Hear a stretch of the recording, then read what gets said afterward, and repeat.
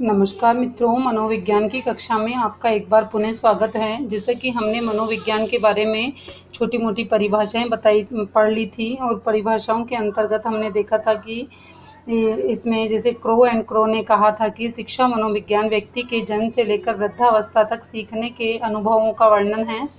Pestalozzi ने सबसे पहले शिक्षा मनोविज्ञान का वैज्ञानिकीकरण किया था तथा पेस्टालोजी ने अपने 3.5 वर्षीय पुत्र के ऊपर ही उन्होंने रिसर्च किया था, है ना। और इसके पश्चात देखिए, अब हम आते हैं शिक्षा मनोविज्ञान के क्षेत्र पर। ठीक है, अब देखिए, चार्ल्स ई स्किनर ने शिक्षा मनोविज्ञान मानव व्यवहार का शैक्षणिक परिस्थितियों में अध्ययन करता है। इसका संबंध उन मानव व्यवहारों और व्यक्ति के अध्ययन से है जिसका उत्थान, विकास और मार्गदर्शन शिक्षा की प्रक्रिया के द्वारा होता है। और शिक्षा मनोविज्ञान का क्षेत्र अत्यंत व्यापक है। यह मुख्य रूप से सीखने को प्रभावित करने वाली दशाओं से संबंधित है। शिक्षा मनोविज्ञान के मुख्य रूप से निम्न क्षेत्रों को सम्मिलित किया गया है: मानव विकास, मानव विकास का क्रमिक अध्ययन, मानव विकास का क्रम से अध्ययन, मतलब मानव विकास का क्या है, क्रमिक अध्ययन। ठीक है, क्रम से अध्ययन। फिर आता है अधिगम। शिक्षा मनोविज्ञान में अधिगम उसकी प्रकृति, सिद्धांत, प्रभावकारी तत्व, आदतें आदि का अध्यापन किया जाता है। इसके अंतर्गत व्यक्तित्व तथा समायोजन। शिक्षा मनोविज्ञान के अंतर्गत व्यक्तित्व का अर्थ, उसके निर्माण, तत्व, मापन विधि आदि का अध्ययन किया जाता है। मापन एवं मूल्यांकन। शिक्षा की उपलब्धियों का मापन व स्तर निर्धारण के लिए शिक्षा मनोविज्ञान में अनेक क्षेत्र हैं जिसके द्वारा परिवर्तन किया जाता है। अध्ययन की विधियां, परिस्थितियां व आवश्यकताओं के अनुसार किस प्रकार की शिक्षण विधि को यह सुनिश्चित किया जाता है। व्यक्तित्व विभिन्नताएं। शिक्षा व्यवस्था व्यक्तित्व विभिन्नताओं के आधार पर दी जानी चाहिए। मनोवैज्ञानिक प्रयोग, बालक के सीखने व व्यवहार से संबंधित प्रयोग, स्मृति, ध्यान, विस्मृति, तर्क आदि का विस्तार से अध्ययन किया जाता है। मानसिक स्वास्थ्य है। बालकों में तनाव, मानसिक संघर्ष तथा भावना आदि ग्रंथियों के कारण निवारण व उपचार आदि का अध्ययन किया जाता है। आदि का अध्ययन इसी के अंतर्गत किया जाता है। मानसिक स्वास्थ्य, ये देखिए, मानसिक स्वास्थ्य, बालकों के तनाव और मानसिक संघर्ष तथा ग्रंथियों के कारण निवारण में उपचार आदि का अध्ययन भी किया जाता है। नेक्स्ट है इसमें शिक्षा मनोविज्ञान के अंतर्गत विद्यार्थी की रुचियों व अभिरुचियों का, मूल प्रवृत्तियों व प्रेरणाओं का और विशेष योग्यताओं का, संरचनात्मक क्रियाओं का, शारीरिक, मानसिक, चारित्रिक, संवेगात्मक व सौंदर्यात्मक विशेषताओं का, मानसिक रोगों से ग्रस्त अपराधी व असाधारण बालकों का अध्ययन, अनुशासन एवं शिक्षा संबंधी समस्याओं का अध्ययन किया जाता है। अब देखिए, शिक्षा व मनोविज्ञान में क्या संबंध है वो देखिए। शिक्षा और मनोविज्ञान दोनों को जोड़ने वाली कड़ी मानव व्यवहार है। रूसो के अनुसार बालक एक ऐसी पुस्तक के समान है जिसे शिक्षक को भली भांति पढ़ना है। रूसो क्या कहते हैं कि देखिए, बालक एक ऐसी पुस्तक है जिसको अच्छी प्रकार से कौन पढ़ पाता है, शिक्षक। ठीक है, शिक्षा मनोविज्ञान की मुख्य विशेषताएं। यह एक वस्तुपरक विज्ञान है जिसमें व्यक्तिगत मान्यताओं का कोई स्थान नहीं है। व्यक्तिगत मान्यताओं का इसमें कोई स्थान नहीं है। ये व्यक्ति विशेष के लिए नहीं होती है, अपितु यह सभी के लिए होती है। शिक्षा प्रक्रिया व शिक्षा से संबंधित सभी व्यक्तियों के लिए यह आवश्यक है। अति व्यापक है कि अति सूक्ष्म भी है। ये अति व्यापक है तो अति सूक्ष्म भी है। विकासोन्मुखी है। इसके अपने सिद्धांत हैं तो शोध की गुंजाइश भी है। शिक्षा मनोविज्ञान रूढ़िगत व्यवहार है तो भविष्यगत व्यवहार, भविष्यवाणी भी है। शिक्षा मनोविज्ञान की अपनी समस्याएं हैं तो वे स्वयं समस्याओं के समाधान भी प्रस्तुत करते हैं। शिक्षा मनोविज्ञान की आवश्यकता। शिक्षा मनोविज्ञान की आवश्यकता बाल केंद्रित शिक्षा, बालक की योग्यता, क्षमता, अभिरुचि व आदि के अनुसार पाठ्यक्रम तथा शिक्षण विधियों का निर्माण किया जाता है। प्रभावी शिक्षण विधियों के चुनाव एवं पहचान में भी यह आवश्यक है। प्रभावी शिक्षण विधियों के चुनाव व पहचान में भी आवश्यक है। समय सारणी के निर्धारण में भी आवश्यक है। पाठ्य सहगामी क्रियाएं भी इसके अंतर्गत होती हैं। अध्ययन के महत्व के समान ही वाद विवाद, खेलकूद, कहानी व अंताक्षरी, लेख, स्काउटिंग, नाटक, ये सारे काव्य गोष्ठियां, भ्रमण आदि को भी यहाँ पर महत्वपूर्ण स्थान है। अनुशासन की व्यवस्था। शिक्षा के अंतर्गत अनुशासन की व्यवस्था भी होती है। शिक्षा मनोविज्ञान में इस बात का समर्थन किया जाता है कि अनुशासन बनाए रखने के लिए भय व डंडे के स्थान पर प्रेम का प्रभावपूर्ण भाव रखना चाहिए। और अधिगम प्रक्रिया का ज्ञान। शिक्षा मनोविज्ञान में अधिगम प्रक्रिया के विभिन्न पक्षों को विस्तार से समझाया जाता है। नेक्स्ट अपना है शोध कार्यों में सहायता पहुंचाना, अनुसंधान है। शिक्षा मनोविज्ञान शिक्षा के क्षेत्र में नए नए शोधों को भी प्रोत्साहित करता है तथा इन शिक्षकों को नवीन शिक्षण विधियों का प्रयोग करने में सुविधा होती है। व्यक्तिक भेद तथा निर्देशन।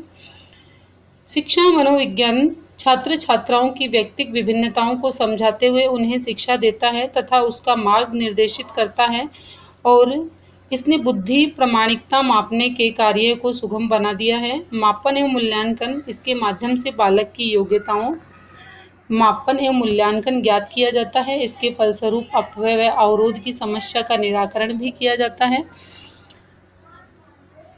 नेक्स्ट देखिए, मनोविज्ञान के मुख्य संप्रदाय कौन कौन से हैं। देखिए, मुख्य संप्रदाय संरचनावादी संप्रदाय, ये हमको याद करना पड़ेगा। इसके प्रतिपादक कौन थे? William Wundt tincture.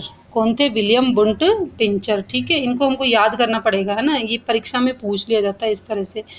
आगे है अपना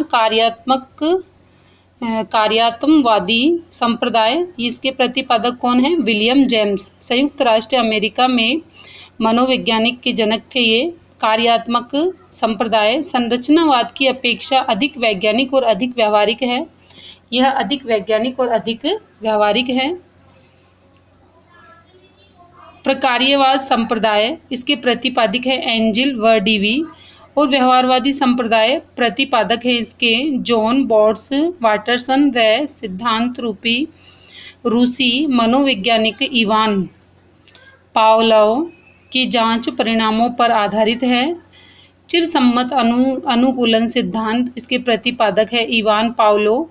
गेस्टोल्ट संप्रदाय पूर्ण से अंश की ओर शिक्षण पद्धति या अधिगम पद्धति इस संप्रदाय की देन है। मनोविश्लेषणवादी संप्रदाय वियना के चिकित्सक सिगमंड फ्रायड के द्वारा प्रतिपादित फ्रायड की विचारधारा से छात्र केंद्रित शिक्षा की सिफारिश की एवं बच्चों की अधिकतम स्वतंत्रता देने की वकालत करके प्रारंभिक शिशु शिक्षा को प्रेरित किया। इन्होंने प्रारंभिक शिशु शिक्षा को इन्होंने प्रेरित किया।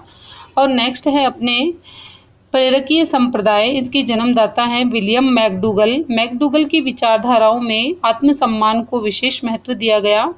जो आत्मसम्मान है उसे क्या दिया गया? विशेष महत्व दिया गया। और एबिंगहाम, इन्होंने 1885 में स्मृति शक्ति के संबंध में विस्मृति वक्र खींचे। जे.ई. मूलर ने अंतर्दर्शन पद्धति के प्रबल समर्थक थे। ये अंतर्दर्शन पद्धति के वस्तुनिष्ठता शिक्षा के क्षेत्र में व्यवहारवादियों का सबसे बड़ा योगदान है। अब आगे देखिए, आगे हम आते हैं वृद्धि और विकास पर। वृद्धि और विकास, वृद्धि क्या है और विकास क्या है? अब देखो इन दोनों में अंतर है, और हम इसको क्या सोचते हैं, वृद्धि और विकास एक ही बात होती है, जबकि इन दोनों में क्या है? अंतर है। ठीक है, अब हम इसको आगे पढ़ते हैं। देखिए,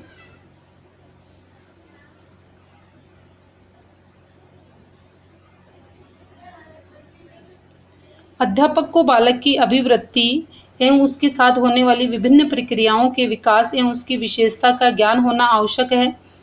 तभी वह शिक्षा की योजना का क्रियान्वयन सही तरीके से कर सकेगा। सी स्किनर के अनुसार विकास जीव और उसके वातावरण की अंत्यक्रिया का प्रतिफल है। आप देखो, सी स्किनर ने क्या दिया? विकास जीव और उसके वातावरण की अंत्यक्रिया का क्या है?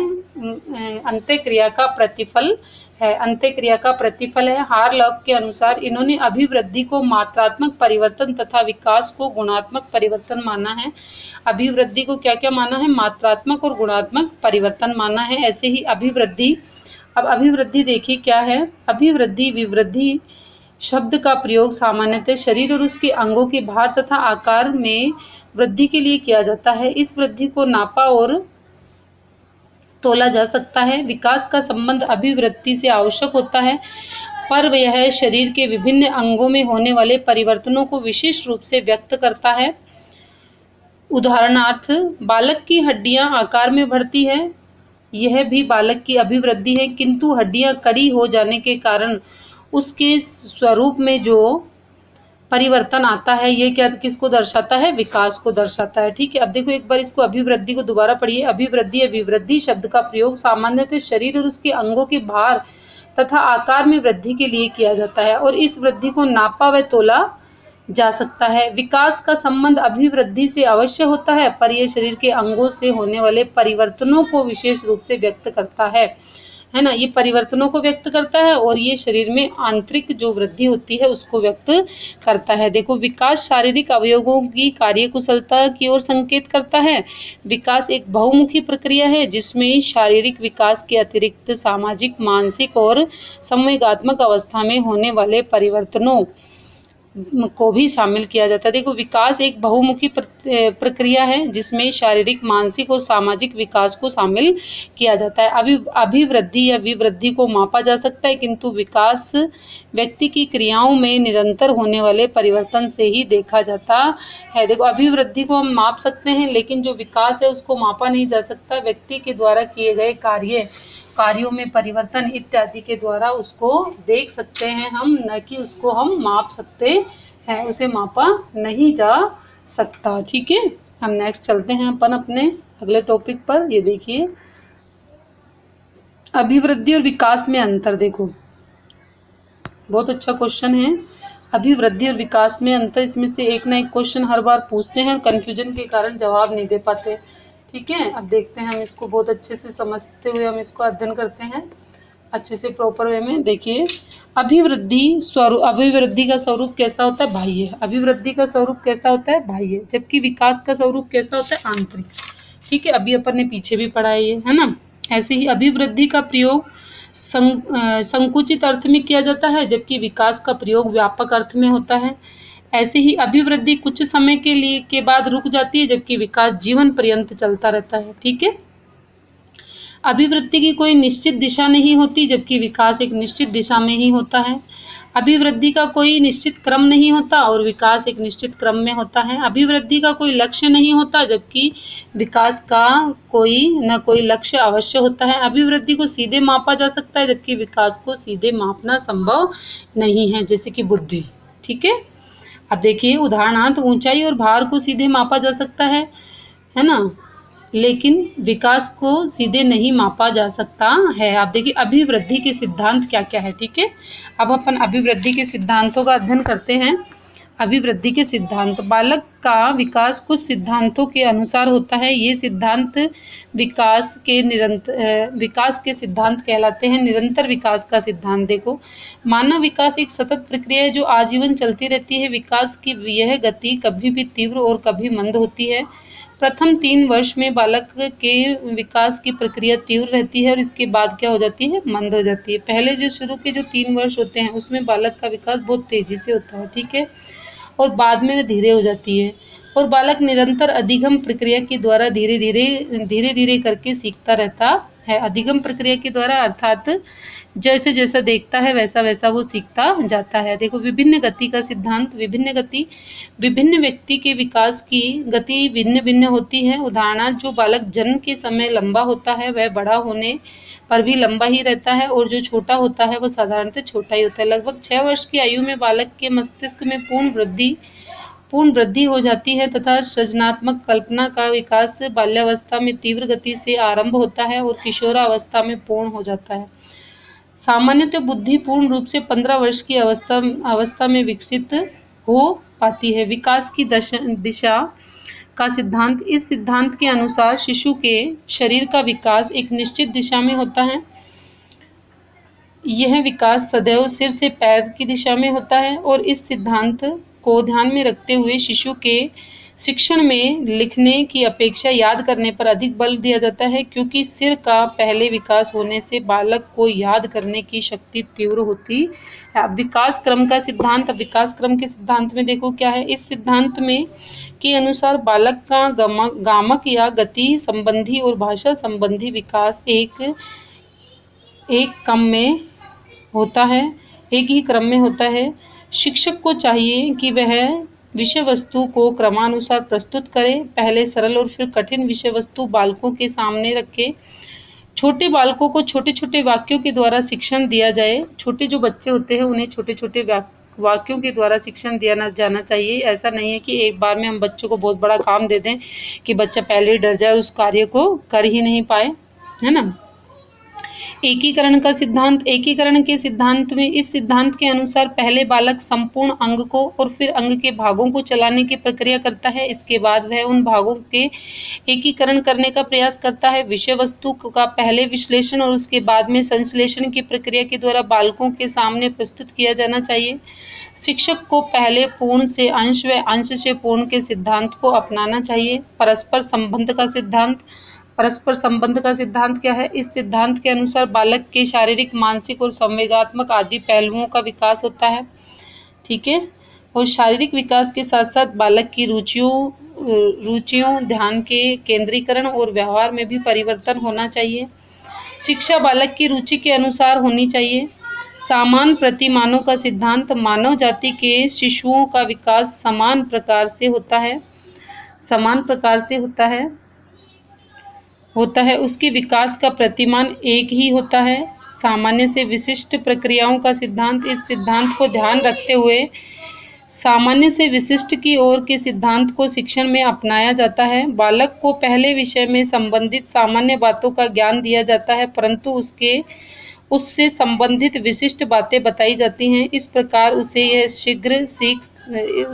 शीघ्र सीख लेता है।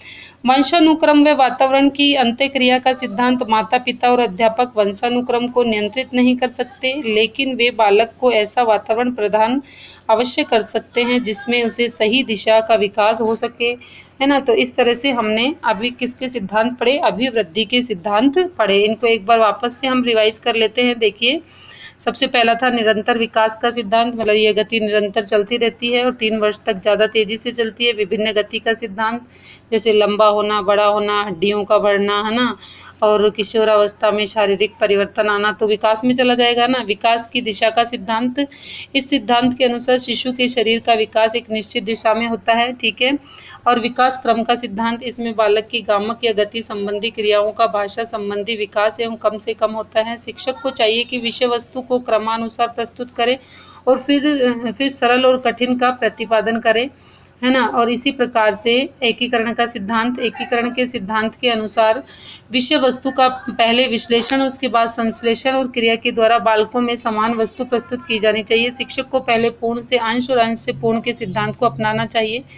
परस्पर संबंध का सिद्धांत। इस सिद्धांत के अनुसार बालक के शारीरिक, मानसिक और संवेगात्मक पहलुओं पर विकास संबंधी ध्यान देना चाहिए। शिक्षक बालक की रुचि के अनुसार भी होनी चाहिए। शिक्षा बालक की रुचि के अकॉर्डिंग भी होनी चाहिए।